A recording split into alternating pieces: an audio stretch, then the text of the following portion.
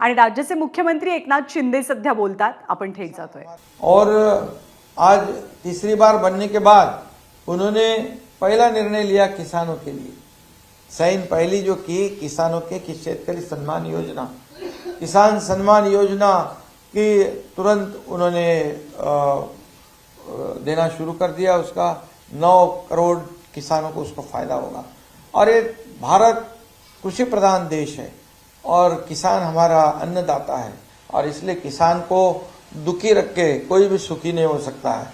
और इसलिए हमारी सरकार चाहती है कि किसानों के लिए जितना भी हमारी शर्मा जी हमारे सरकार ने जो बेमौसम बरसात होती है, जो गोले गिरते हैं, उसमें नुकसान होता है, तो सब आज तक के हिस्ट्री में इतना नुकसान जो भर के देते हैं, मुआवजा देते, पहली बार दिया है 15,000 करोड़ रुपया। और सब एनडीआरएफ के नॉर्म्स बदल दिए हमने, 2 हेक्टर का लिमिट 3 हेक्टर कर दिया, कई निर्णय उसमें कई नॉर्म्स चेंज कर दिए। और किसानों को जैसे आज आदरणीय प्रधानमंत्री 6,000 रुपए सालाना देते, हमारी सरकार ने पहला निर्णय लिया उनके 6,000, राज्य सरकार के 6,000, 12,000 रुपए किसान को मिलते हैं अभी हमारी सरकार राज्य में। पीक बीमा जो क्रॉप इंश्योरेंस है उसके प्रीमियम पहले किसान भरते थे, अब हमारी सरकार भरती है। वो सिर्फ 1 रुपया उनको देना है, किसान 1 रुपया देता है और इसका बीमा हम लागू करते हैं।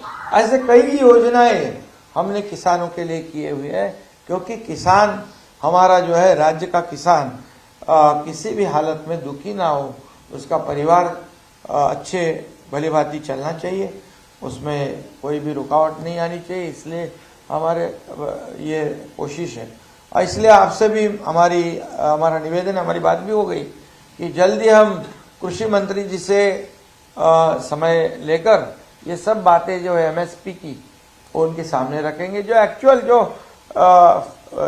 जो फैक्ट है उनके सामने रखने की आवश्यकता है।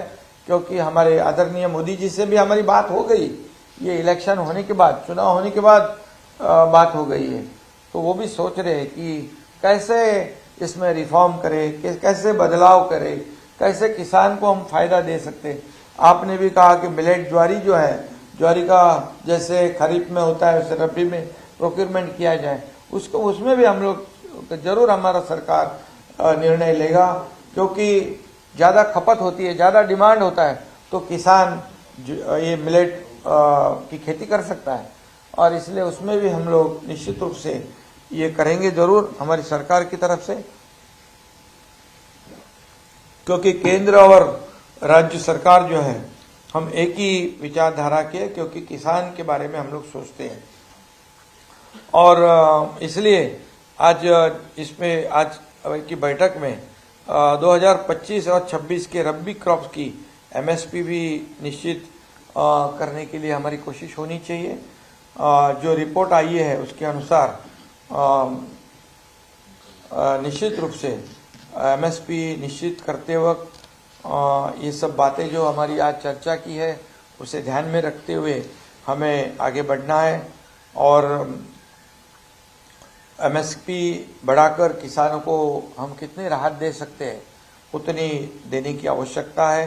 किसान भी अभी नई सरकार बन गई है मोदी जी की, उससे आशा रखने वाला अपना किसान है कि जल्द से बेसब्री से उनका भी इंतजार है किसानों के लिए कुछ निर्णय लिए जाए।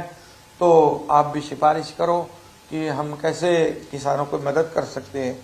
और मोदी जी ने भी किसानों के लिए जो क्रॉप इंश्योरेंस से लेकर अनेक योजनाएं बनाई है और निश्चित रूप से आगे भी किसानों के लिए जरूर कई और योजनाएं हमारी केंद्र सरकार निश्चित रूप से करेगी।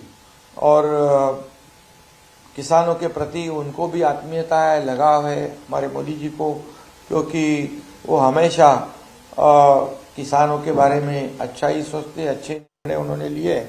और खेती हमारी अर्थव्यवस्था का एक प्रमुख हिस्सा है, क्योंकि कितने लाखों करोड़ों किसान हैं जो खेती पर अपना जीवन बिताते हैं, उनका जीवन निर्भर है। और इसलिए जितना भी किसानों के लिए हमारे राज्य सरकार के माध्यम से कई योजनाएं हम कर रहे हैं।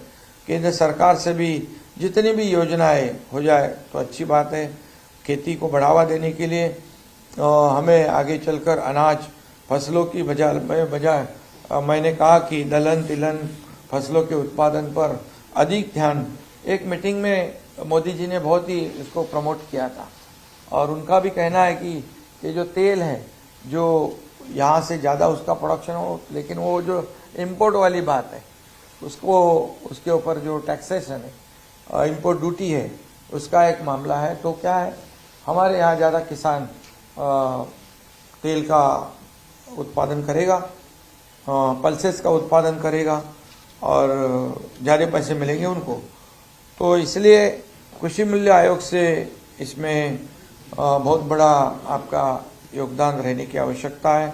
हमारे पाशा पटेल और पाशा पटेल भाई तो हमेशा ये उनकी कोशिश रहती है, ये करो वो करो, चालू है उनका काम। और इसमें हम चाहते हैं, प्रधानमंत्री जी ने मिलेट को दुनिया भर में पहुंचाने का काम किया है, पहुंचाना चाहते हैं।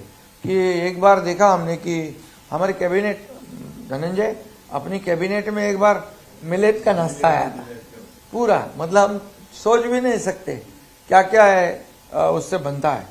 सिर्फ रोटी नहीं बनती है, फरसान से लेके चूड़ा से लेके केक से लेके सब कुछ बनता है मिलेट का। एक बार पाशा जी मिलेट का सब आइटम, जैसा बाम्बू का आइटम बनाया तुमने, जैसा मिलेट का एक बना के दिखाओ सब। तो ये ज्वारी है, बाजरी है, सब कुछ है और इसको एमएसपी नहीं है और इसलिए किसान उसको उगाता नहीं है। ये जरूरी है कि अपने को उस पर ध्यान देंगे। और महाराष्ट्र में खरीफ सीजन में सोयाबीन और कपास की बुआई लगभग 65% के आसपास है। इसमें एमएसपी के में बढ़ोतरी होने के लिए किसान की अपेक्षा है, जैसे हमारी चर्चा हुई है। और माइक्रो मिलेट के लिए एमएसपी जरूरी है, वो भी हम सोचे तो निश्चित रूप से इसमें फ़ायदा होगा। उसमें भी कई वैरायटी है और ये सब हेल्थ के लिए, शरीर के लिए काफ़ी लाभदायक है और ये भी हमें करने की ज़रूरत है। और एक बात मैं कहूँगा कि हमारा भारतीय कृषि अनुसंधान संस्थान की वैरायटीज़ बहुत अच्छी है। आशा भाई ने मुझे बताया कि उसका विस्तार भी करना ज़रूरी है। जितना विस्तार करे उतना किसानों को फ़ायदा हो जाए। और मैं इस मीटिंग में आए हुए सभी लोगों का स्वागत करता हूं। ये बैठक जो है भले CSCP की है, लेकिन बहुत ही महत्वपूर्ण है क्योंकि कई राज्यों के लोग यहाँ पर हैं और शर्मा जी यहाँ पर है, उनके सब सहयोगी यहाँ पर है। यहाँ क्या दिक्कत है, ये यहाँ किस चीज़ की आवश्यकता है, ये जब केंद्र को सिफारिश होती है तो केंद्र सरकार निश्चित रूप से इसमें ज़रूर सोचकर विचार कर इसमें निर्णय ले सकता है। अभी हमारे कृषि मंत्री भी जो है शिवराज सिंह चौहान, वो भी बहुत अनुभवी है, मुख्यमंत्री रह चुके हैं और उनको पूरा इसका अभ्यास है और काफ़ी अच्छे हमारे अच्छे मित्र हैं और निश्चित इसका लाभ महाराष्ट्र को होगा। और महाराष्ट्र में जो भी इश्यूज़ है महाराष्ट्र के, उनके सामने हम लोग रखेंगे और अन्य राज्य के लोग भी रखेंगे, ताकि इस देश में किसान जो है उसमें किसान खुश हो जाए, खुशहाली आ जाए और किसान समृद्ध हो जाए। यही हमारा सबका मकसद है। और इसलिए जैसे हमारा देश आगे बढ़ रहा है, देश पूरी दुनिया में देश का आज भारत एक मजबूत देश के रूप में, कई देशों की अर्थव्यवस्था चरमरा गई, बिगड़ गई, लेकिन हमारे भारत देश की अर्थव्यवस्था को टिकाए रखना नहीं, बिल्कुल मजबूत करने का काम आदरणीय मोदी जी ने किया है। 11वें नंबर से 5वें नंबर पर लाया, अब उनका मकसद है 5वें नंबर से 3रे नंबर पे लाना। ये अर्थव्यवस्था भी मजबूत होनी चाहिए, इसके लिए भी मोदी जी काम कर रहे हैं और देश को आर्थिक महासत्ता बनाने के लिए भी उनकी कोशिश है। $5 ट्रिलियन इकोनॉमी बनाने की कोशिश है। शर्मा जी, हमारे महाराष्ट्र से $1 ट्रिलियन का हमने टारगेट रखा है और निश्चित रूप से इतना पोटेंशियल है। नीति आयोग के लोग यहाँ आए थे, उन्होंने कहा सिर्फ मुंबई MMR में इतना पोटेंशियल है, राज्य की बात तो अलग है। और इसलिए महाराष्ट्र में काफ़ी पोटेंशियल है। महाराष्ट्र में अच्छा इंफ्रास्ट्रक्चर है, सब कुछ है, कनेक्टिविटी है। आज हमने जो समृद्धि हाईवे किया नागपुर मुंबई, बाला साहब ठाकरे जी का नाम दिया, हिंदू हृदय सम्राट बाला साहब ठाकरे समृद्धि हाईवे। पहले 18 घंटे, 20 घंटे, 25 घंटे लगते। आज सुबह अगर किसान हमारा लेके जो खेत माल जो है लेके निकला तो तीसरे दिन पहुंचता था, अब अभी सुबह निकला तो शाम को पहुंच जाएगा। इतना बदलाव आया है। 6 से जो 18-20 घंटे का समय जिसको ट्रैवल करना, आज आम पब्लिक जो है 6-7 घंटे में मुंबई से नागपुर, नागपुर से मुंबई। ये कनेक्टिविटी बहुत ही आवश्यक है। जैसे आपको खाली मैं एग्जांपल दूंगा, मुंबई पुणे एक्सप्रेस, देश का पहला Mumbai access control road Mumbai Pune हो गया। हमारे बाला साहब ठाकरे जी ने गडकरी जी को कहा कि 8-8, 10-10 घंटे रहते, घाट में फंस गया तो फंस गया, तो ये एक्सेस कंट्रोल बना है। आज आपको बताओ कि 2.5 घंटे में मुंबई से पुणे, पुणे से मुंबई। और हमारी सरकार ने अभी एक मिसिंग लिंक निकाला है, जो एक टनल है, एक टनल वो जो दुनिया का वाइडेस्ट टनल है, 8 लेन का। आधे घंटे पहले पहुंचेंगे पुणे, पुणे से मुंबई आधे घंटे में पहले पहुंचेंगे। तो ये कनेक्टिविटी और इंफ्रास्ट्रक्चर बहुत जरूरी है। और आज उसके वजह से वहां पर service industry I, IT industry I, real estate boom हो गई, सब कुछ हो गया। और इसलिए ये कनेक्टिविटी महाराष्ट्र में काफी है। किसानों के लिए इसका फायदा ज्यादा है।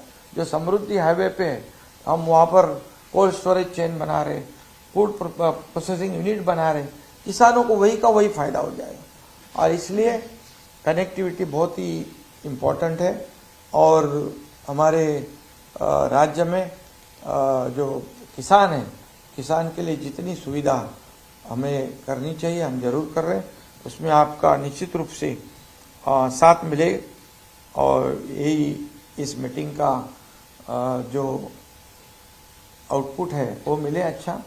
और निश्चित रूप से कई जो मुद्दे हमने यहाँ पर रखे और हमारे मंत्री जी ने रखे, पाशा भाई ने रखे, उसका जरूर विचार करें। और हम एक बैठक करेंगे, मोदी जी से तो हमारी बात हुई, कृषि मंत्री से बात करेंगे, वो भी सिफारिश करेंगे। तो कई जो मुद्दे मसले हैं उसको हम हल कर सकते हैं।